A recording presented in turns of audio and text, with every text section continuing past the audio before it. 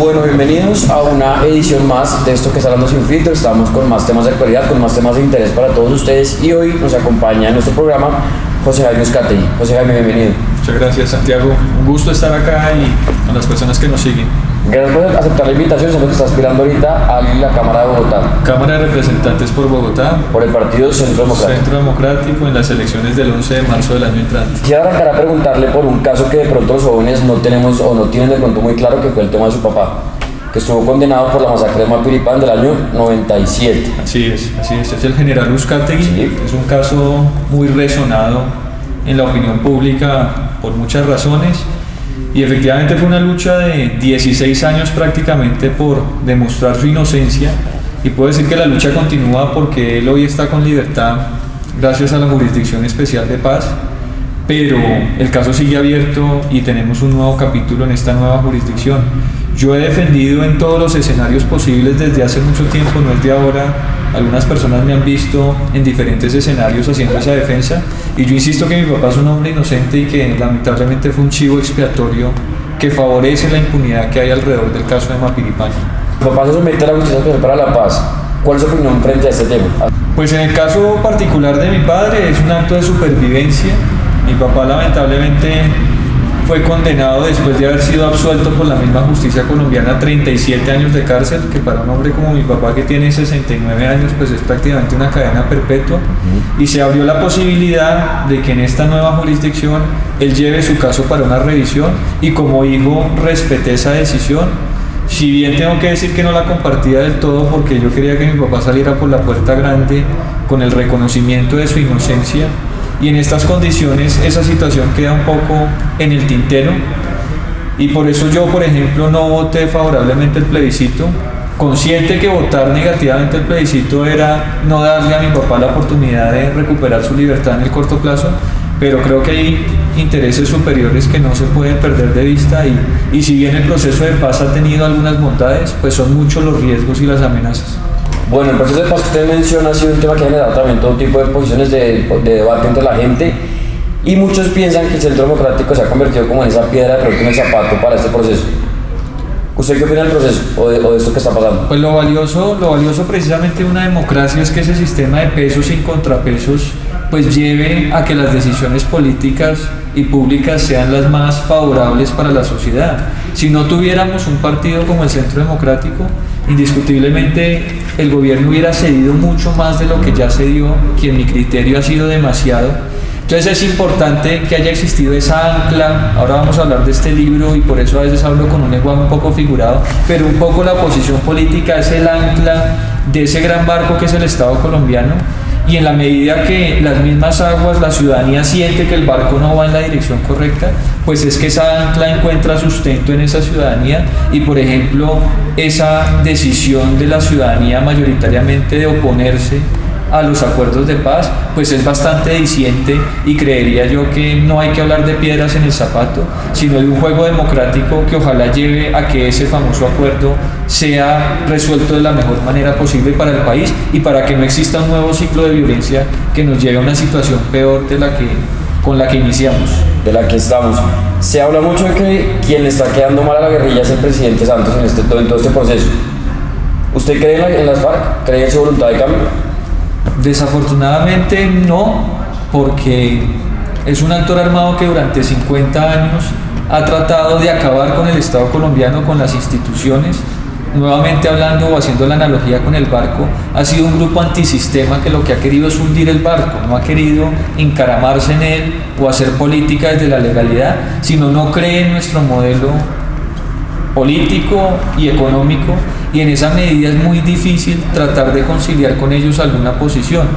Evidentemente que digan estar dispuestos a dejar las armas como un porcentaje de la guerrilla lo has hecho, es beneficioso, pero eso a cambio de que ha sido, si es que se ha generado un precedente nefasto para la historia de cualquier país y de cualquier Estado de Derecho, y es que el crimen paga, rebelarse contra el Estado, atentar contra la ciudadanía, termina siendo premiado con curules en el Congreso y con toda clase de beneficios que yo, incluso poniéndome en el papel de la izquierda democrática, pues me parecería muy injusto, porque hay gente que desde esa misma orilla política ha tratado de hacer las cosas bien y ahora estas personas van a tener mayor representación y mayor vocería.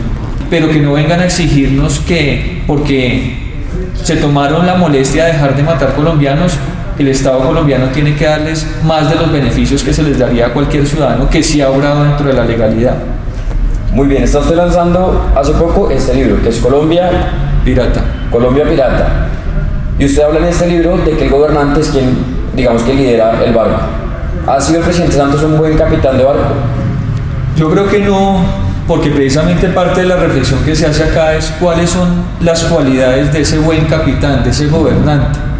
Gobernar viene del latín gubernare, que significa pilotear el barco. Entonces, en esta propuesta pedagógica nos hemos encargado de desarrollar toda esa analogía y nos hemos preguntado, entre muchas otras cosas, quiénes son los buenos capitanes o qué hace un buen capitán. El buen capitán es el que conoce a la perfección las aguas, la ciudadanía. Por eso está muy sintonizado con esas aguas, y yo creo que de lo que más se le cuestiona al gobierno del presidente Santos es que ha sido un gobierno muy alejado a la gente. Hay otras razones. El buen capitán conoce a la perfección esa estructura del Estado y su funcionamiento. El presidente Santos ha dado muestras de conocer muy bien el Estado y de tratar que ese andamiaje institucional se alinee con su objetivo de paz, pero en medio de eso ha generado unas filtraciones muy delicadas para la institucionalidad, como es, por ejemplo, haber desconocido el plebiscito del 2 de octubre. Eso es nefasto, porque hoy los que son partidarios de la paz, pues les parece un acto hasta valiente de un presidente que lo apuesta todo por la paz, pero es que está apostando nada más y nada menos que la vigencia de la Constitución. Entonces nos está fracturando ese barco, que por ahí puede ser el origen de una nueva violencia en el país o de un nuevo discurso. ¿Qué tal que yo ya no apareciera como promotor del M-19, sino del movimiento 2 de octubre, el día que se desinstitucionalizó Colombia, y bajo ese argumento entonces decido armarme y empezar a generar más violencia en este país que no resiste un muerto más ni una gota de sangre más? Entonces yo sinceramente creo que el presidente Santos no ha sido un buen capitán. Habla también en este libro y tiene una frase que es que muy pocos se han graduado como buenos capitanes. ¿Hace referencia a quién? ¿Al expresidente Álvaro Uribe de pronto? Sí, particularmente el presidente Uribe es un hombre que mostró una sintonía muy importante con la ciudadanía. Por eso los niveles de popularidad no se pueden esconder. Hacia algunos antiuribistas les moleste ese tipo de apreciaciones. El gran colombiano existe, y el gran colombiano de los últimos tiempos ha sido el presidente Uribe, que ha dado unas lecciones muy grandes de que es un gran capitán.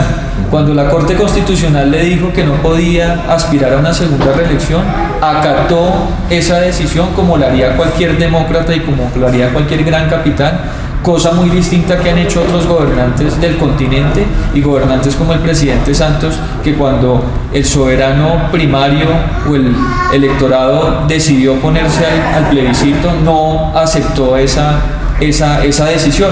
Y otro ejemplo muy grande pues ha sido el mismo plebiscito, que una vez siendo victoriosa la coalición del no, pues se acercó donde el gobierno a tender la mano, cuando de pronto se pudo haber enrachado, como decimos vulgarmente, en su decisión, y de esa manera haber torpedeado por completo el proceso, pero por el contrario tendió la mano en búsqueda de ese gran pacto nacional. Y yo creo que eso son cosas que para la historia quedan, y de aquí a 100 años las nuevas generaciones o las personas de ese futuro próximo van a analizar lo que pasó en el país y van a saber reconocer esos actos de grandeza y de patriotismo del presidente Uribe. Vienen elecciones y también ha sido pues todo un tema de opinión y de debate por el tema de los precandidatos. ¿Quién puede ser o quién cree usted que puede ser un buen capitán para que comande este barco del que usted habla? Yo estoy convencido que un hombre muy joven, pero también muy preparado como Iván Duque, es el llamado a ser ese gran capitán. He visto en su discurso, en sus propuestas, en su talante, una nueva propuesta real y auténtica para el país. Aquí en esta propuesta del gran capitán uno dice, bueno, ¿cuál es el puerto de llegada que tenemos nosotros como Estado, como sociedad?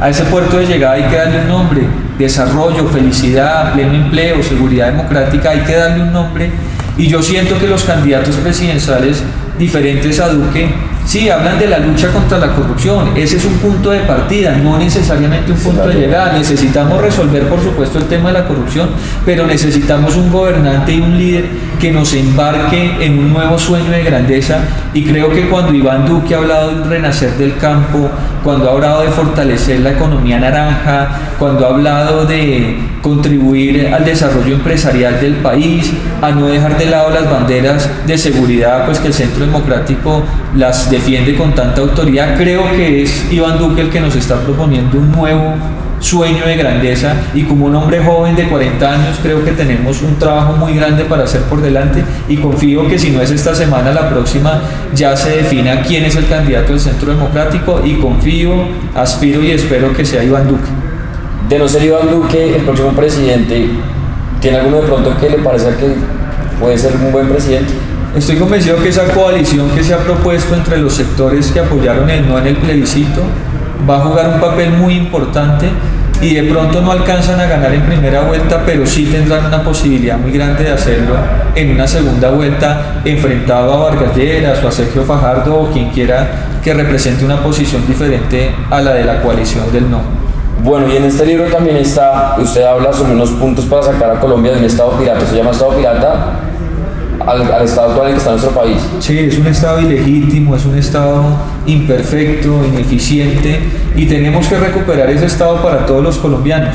Un poco la propuesta es que tengamos claro que el problema no necesariamente está del lado del barco de la institución, sino el problema en su origen está en las aguas, en la ciudadanía. Aquí nos rasgamos las vestiduras porque hay casos de corrupción todos los días, pero vemos que lamentablemente somos una ciudadanía poco participativa, pasiva, contaminada, panda si se quiere, y en esa medida la forma de recuperar el Estado colombiano y de recuperar ese tricolor nacional y no la bandera pirata que es la que está ondeante en el barco, es recuperando la ciudadanía. Entonces la gran pregunta es ¿cómo hacemos para tener más y mejor ciudadanía?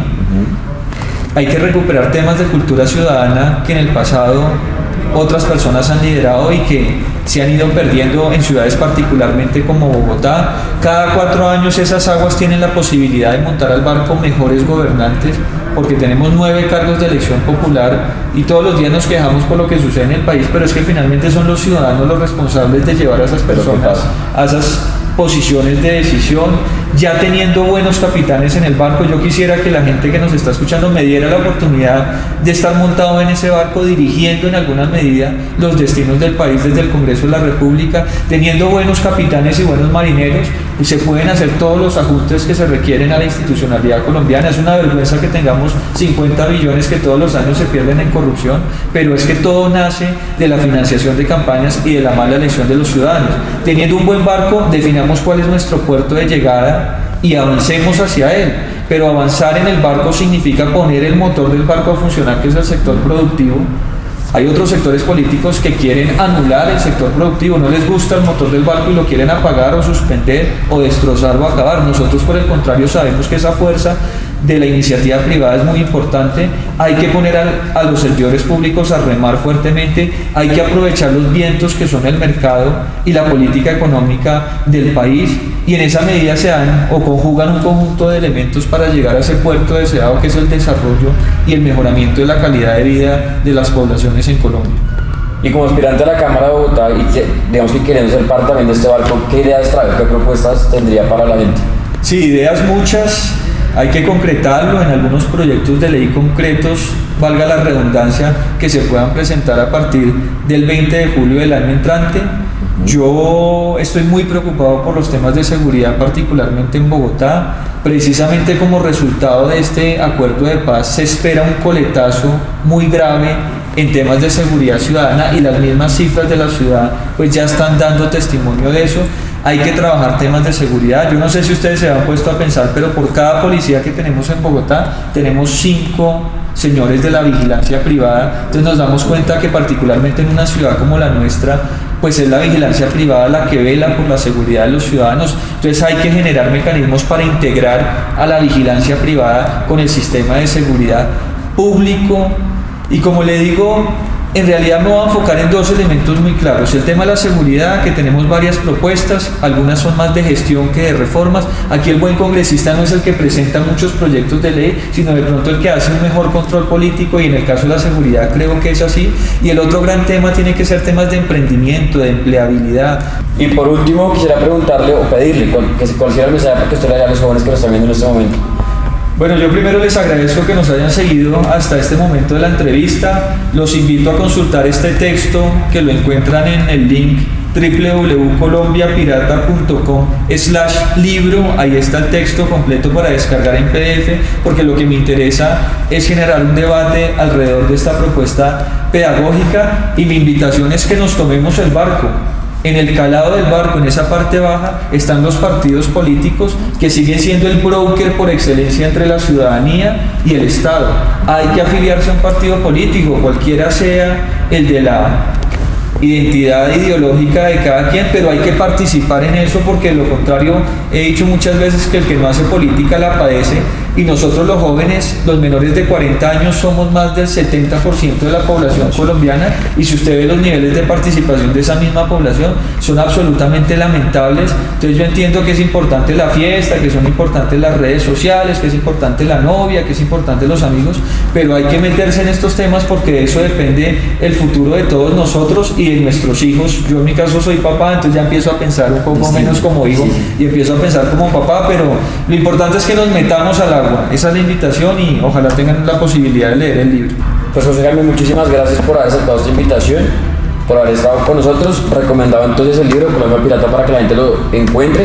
Físicamente está. Sí, acá tenemos algunos ejemplares, no está en librerías, pero contactándonos por la página podemos hacerles llegar la versión física también si la quieren. Perfecto, pues muchísimas gracias, y a ustedes también muchas gracias por estar en este episodio de Hablando Sin Filtro.